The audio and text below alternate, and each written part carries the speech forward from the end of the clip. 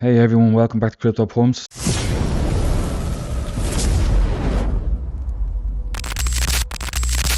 Just wanted to make a video on why I hold over 70% Kaspa. Um, why it's a good investment. Besides the technology is great as we know. I'm not going to go through it right now. We've made other videos about it. But let's say if we didn't know about the technology, what would we look at? There's a few pointers. So the first thing we're going to look at would be the chart. If we go into the all-time chart, you can see it started low and as a constant raise. This boomed during the bear market. Everything else was dumping in the bear market, and this shot up. It went up. You have it there like 59,000. I think it was at 70,000%. Like that's just shot up.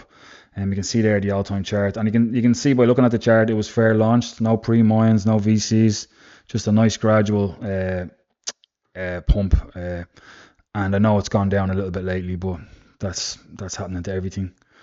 To show, I'm going to get hate for this. I'm just going to show you an example of a chart I wouldn't invest in just by looking at the chart alone. Like ICP is great technology, but you can see by the chart it's down 98% overall, so not great. But the technology is there. It's up to you if you want to invest in something for that. But for me, that would be a no. Like for Kaspa, I like the chart to start that with. And the next thing we're going to look at is market cap. The market cap for Kaspa it's just like it's 2.6 billion, and that's a lot. Like I'm a bit of a DJ and I like finding the smaller market cap coins. This was a bit smaller when I got into it. I can't remember what. I'd have to look. I got into it in June 2023, so nearly a year. It'll be a year next month when I start buying Kaspa. Between 1 and 4 cents is when I got in. So that's the market cap there. Usually I'm kind of looking at between 20 million and 40 million, the coins I'll be looking at. But anyway, for Kaspa, you'd make an exception because it's such a class project, and you'll see from the rest of the stuff we're going to look at why it's still worth investing in. It's got plenty to grow. The next thing that we want to look at is has Kaspa been through a bull run? And it hasn't. We know it was launched in November 2021. You can't really tell from this. If you go onto the coin market cap chart, it looks like it came out in May 2022, but it was released in November 2021. Even if you go to other sites like we have Crypto Rank here. I mean, it says on Crypto Rank it was released in the 28th of September 2022. So they're not always right. Like you might have to find out the first website, first SEX it was Central Exchange it was released on, and check the chart on that to get the initial listing date. So that's the market cap. And has it been through a bull run? It hasn't, because a lot of coins that have been through a bull run, they'll do a pump and they'll reach their all-time highs. They'll come back down. They'll go through another bull run and they'll never reach their all-time highs again. And they kind of fizzle away, or the team leaves, or they've moved on to a different project. We all know the Kaspa team is great, and they're all in on this project, and it's just going from strength to strength with all the stuff that's in the pipeline for Kaspa. Another thing I want to look at is central exchange listings. So if we go to markets and you click on your SEX here, so you have your decentralized exchanges and you have your centralized exchanges. So another thing we look at on a crypto is, if it's only been out a couple of months and it at least gets one central exchange a month or two, it's looking good, because they have to pay for these central exchange listings. So a team is in, they're not in it just, it's not a pump and dump if they're paying to get exchange listings. So you can see on Kaspa, there is 5 pages worth of central exchange listings here. And as we all know, as we're all hearing, we're missing the tier ones. We know that the Kaspa Ecosystem Foundation is sponsored by OKX. They'd be the top of the tier 2 exchanges, I'd say. And then we know Binance, Kraken, Coinbase, Crypto.com, we're all waiting for them to list. But the reason everybody's waiting for them to list is because, say, like friends of mine, I'll tell them about Kaspa, and the first thing he did was look on Coinbase. It's not on Coinbase, and that's how it goes. So I bought majority of mine on MEXC, whereas I buy it all on MEXC, and then by the time it gets on Binance or Coinbase for my friend, he goes on and he buys it then, but he's buying it late. But I've bought it a year before him, so all he's doing is is pumping my bags, and that's the way that works. So I told him he needs to get onto MEXC. But then Uphold came out with it, so that makes it a lot easier. People find it hard to buy it on the smaller centralized exchanges, so he went on Uphold and got it. And that's how that works. And Kaspa is fair mined, and there's no venture capitalists, so no rich people have bought it. There was no There was no money put away for the devs, or no coins were reserved for the devs. And sometimes when coins launch, they reserve a section of the token. You see the tokenomics, a section of it will be reserved for exchange listings. And Cas didn't do any of that. It was just 100% went to mining, fair launched. Nobody got a big chunk of it. It's nicely spread out. So that is that. I do look at that. So, and if it was only on dexes, like people coming into the market don't know how to use dexes. I've used dexes a few times. Like they're all right, but they're not the easiest. I prefer just to go on MEXC and buy it. MEXC, Uphold, I've bought some on KuCoin, but I'm kind of staying away from that now. That's going to be funny. I bought it on MEXC, I bought it on Gate.io, I bought it on LBank, and XT.com. I'm kind of on all them exchanges. And just while I'm talking about that cash out plan, when it comes to the bull run, like I'm KYC'd on Binance. I'm gonna do Crypto.com. I have Kraken. I'm on Uphold, and there's another one there I can't think of, because during the bull run, all these exchanges are gonna get bogged down, congestion. Some of them might go down. They might freeze your assets. So you want to have KYC'd on a couple of exchanges, so you can change your Kaspa to USDT when you want to cash out. Or on OneKey, they have a DEX built in. I think it's 1 inch. I have a OneKey. It was still in the box because I have all my Kaspa on Tangent. And the way they do it, you will get charged a big fee, but the DEX is on OneKey. So I'm going to check that out as well. But there's a couple of ways you can do. I mean, you can swap it on OneKey, or you can swap it on Tangent without even taking the risk of putting it on a centralized exchange and it getting frozen. You could do it all from the Tangent or from the OneKey. It'll cost you a bit more, but it's safer, you know. It won't get frozen, and you won't miss out, like, by the time they release your funds or your assets, like the prices after going down. So that's a couple of things to look at. And then another thing I look at when I'm looking at new crypto will be the team. So we all know the team. If I go over to here first, here we have here Jonathan Sampolinski, Michael Sutton, and Shoya Warski. We all know these guys. And there's another guy who say coder or stuff, like, I don't know what his name is. He's not doxed. But we look, this team is doxed. It's documented. They're not anonymous.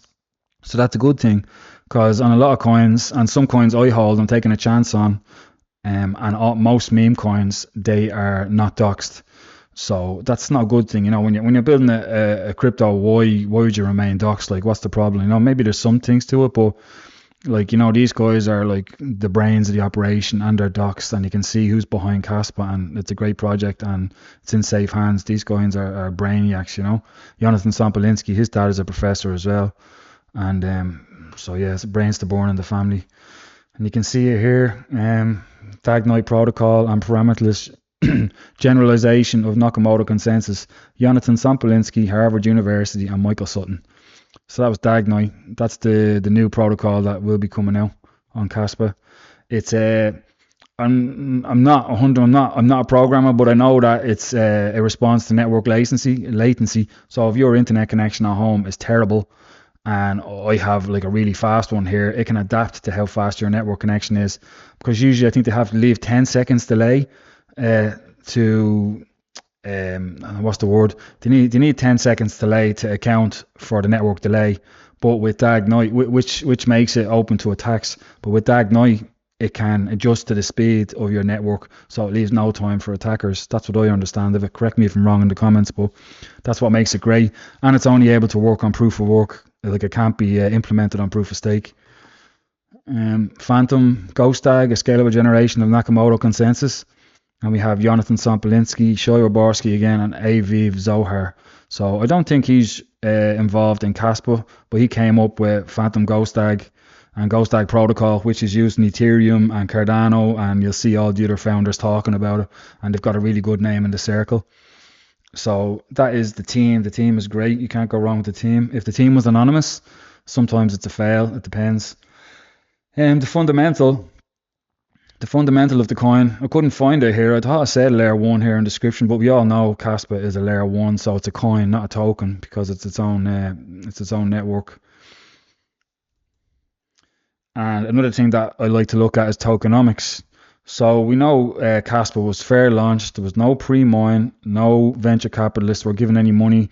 None of the team took any money. So it was 100% fair launch, where if you go into, I should have actually got a pie chart up. If you go into another coin and you have a look at the tokenomics, it's split. Like the team will get so many coins, and the exchanges so many for exchange listings, so many coins will be put aside, all that kind of stuff. But Kaspa was just fair mind, and with this it has launched. Here we go. So fair launched in November 2021 with no pre-mine, zero pre-sales, and no coin allocation. Kaspa is 100% decentralized, open source, and community managed.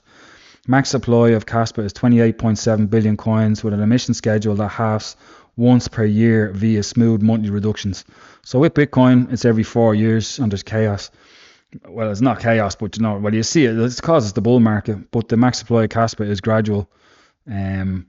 And I know a bit about this. When it was first mined, they released it was GPU or CPU mining. ASICs weren't able to get on it because they wanted fair distribution at the start. ASICs got on near the end when it was like 80% mined. So nobody with a big ASIC farm or all that can mine all the Kaspa and have so much, that would throw off the whole fair launch thing. So that's why ASICs only came out a while ago. And before that, it was anybody with a CPU or GPU could mine. So it's well distributed. And that was the way that worked. Myself, this is me here. I track my portfolio. This is the Kaspa. So on CoinStats, so you can see here the very first Kaspa I bought, if I click into this, was $27. I got 1,771 Kas at 1.5 cents. You wouldn't get that now for 1,000. If I scroll up a little bit more, just to show you, because that was a small one. There's 13,000 Kas. But yeah, like there's 28,000 Kaspa. So I got them at 2 cents. So my average buy is actually 3 cents in Kaspa. So I do believe, and I had a lot of other coins, and it was actually Crypto John. I was watching a lot of videos and research, and like after I'd see somebody talking about a coin and I'd go and research it. It was Crypto John talked about it, and I heard it, and I ended up researching it, and I saw how good it was. So that's why I ended up selling all the shit coins I had, or other coins I had, and tokens. And I even sold half a Bitcoin I had and got some more Kaspa. So that's how bullish I am on it. Like I'm gonna hold some of it for this bull run, and I'm gonna hold some of it, a little bit of it, for 2029. In Kaspa news at the end here, I've signed up for this. So we know Dr. Martin Heusbeck from Uphold. He is going to be talking to Jonathan Sampolinski on Thursday, May 9th. So I've signed up for this. You can go on, find this on YouTube and click on it, and just register your interest, and it'll give you a link to sign in when it's on. I've done that already, so I'm looking forward to that, learn a bit. I don't know exactly the time it's on at my time. Hopefully it's not on 5 in the morning or something like that. I'll find out. And then Kaspa is going to Warsaw in Poland for another meeting sponsored by KEF, and you have Shoy there. So yeah, that's more bullish news on Kaspa. That was all I wanted to show you. I wanted to show you that besides all the tech, like why is Kaspa a good one? Because the chart is good. They haven't been through a bull run. The market cap is it's a low blue cap now, we call it. It has plenty of central exchange listings, except for the tier ones. But if you're buying Kaspa, it's better to get in and buy Kaspa before it gets the tier one listings, because so people are complaining when tier one. But like majority of the coins I bought were at 4, like you saw there. Like my average buy was 3 cents. But I went in the dip and I bought another 1,000, 2,000 euros worth of Kaspa there at the dip. And so like instead of waiting and giving out about tier ones, look at it. It is going to happen. Just look at this time and just accumulate more. But then the other thing that we're looking at was the team. The team is amazing. You can't get a better team. They were possibly involved in the round table for Bitcoin. I don't think it was just one person. I think it was a whole team of people that were involved in Bitcoin. You can clearly see that maybe Jonathan Sampolinski was involved, or Aviv Sohar. The other thing we were looking at is fundamentals. Layer ones always do well. They did well in the last bull run. They're going to do well in this bull run. AI is another good narrative for this bull run. And I think real world assets as well is going to do well in this one and maybe the next one. And then tokenomics, Kaspa, fair launched. Can't get any better than that. That's that's all I have to say about Kaspa. I didn't want to go on about the tech too much, but I'll probably make another video on that because I made when I started on YouTube and I wasn't very good. So now I've got my head around it more and I'm really into Kaspa. So I don't just talk about it. I actually do hold, it was 80%, but because of the dumps, like it's gone down to 70 something percent, but it will go back up. And if it stays down, as soon as I get more money, I'll buy more. And that is what I wanted to talk to you about. Hope you enjoyed the video. If you leave me a like, it will really help the channel.